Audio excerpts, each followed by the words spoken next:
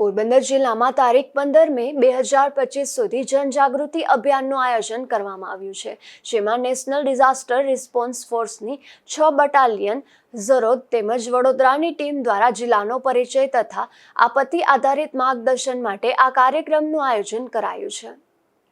National disaster management authority Bharat સરકારની સૂચના મુજબ એનડીઆરએફ ટીમ દ્વારા આપત્તિગ્રસ્ત જિલ્લાઓમાં કુટુંબીકરણ જિલ્લાનો પરિચય અને જનજાગૃતિ અભિયાન માટે સૂચના આપવામાં આવી છે.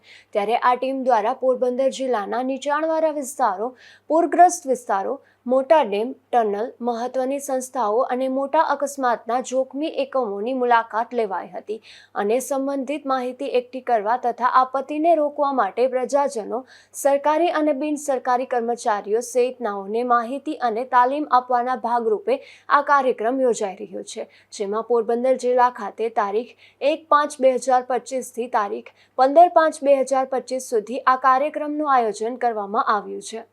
અશોક થાનકી, ગુજરાત ન્યૂઝ, પોરબંદર.